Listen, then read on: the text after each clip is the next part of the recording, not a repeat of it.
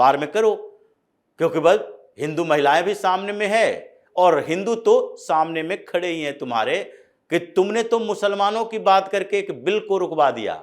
तो इसलिए 2/3 मेजोरिटी की बात चल रही थी। 2/3 मेजोरिटी से सरकार को तुम कुछ नहीं कह सकते। अगर सामान्य बिल होता, 50% बहुमत की जरूरत होती और वो बिल गिर गया होता तो ये सब ऐसी बात थोड़ी करता।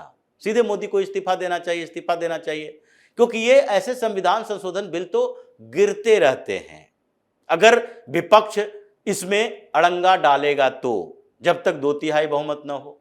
ये इनके समय में भी यूपीए की सरकार में भी गिरी थी, 2011-12 का बिल भी गिरा था, लोकायुक्त बिल भी गिरा था, उसमें संशोधन की बात हो रही थी, अड़ा हुआ था। यूपीए 2 की सरकार के समय में बिल गिरा था, संविधान संशोधन करना था, 2/3 बहुमत कहां से लाओगे। लेकिन अब तो 2/3 बहुमत के लिए मोदी के पास महिलाओं का साथ है, 50% महिलाएं और 25% पुरुषों का वोट, यानी कि 75%, 2/3 बहुमत, स्पष्ट बहुमत के साथ आ सकते हैं।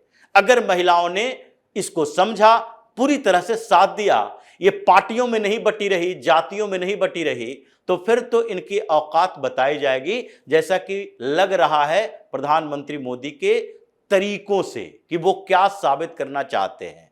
इसलिए अभी जो स्थिति उत्तर प्रदेश में है, अगला नंबर अखिलेश यादव का आने वाला है।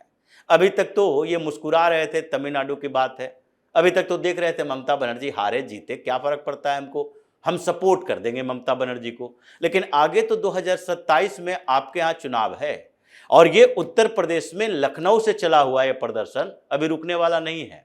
ये 2027 तक, जैसे ये प्रोपेगेंडा अखिलेश यादव राहुल गांधी का था कि कुछ आंदोलन करवाओ, किसानों का आंदोलन करवाओ, लगातार चलता रहे, उसके लिए किसान नेताओं से बैठक करो, अभी मुक्तेश्वरानंद को आगे बढ़ा दो और ये सनातन को तोड़ने फोड़ने की कोशिश करो और उस तोड़ फोड़ की कोशिश में इनको लंबी लड़ाई में लगा दो। 80 दिन की यात्रा निकालेंगे, फिर 120 दिन की यात्रा निकालेंगे, फिर 1 साल की यात्रा निकालेंगे।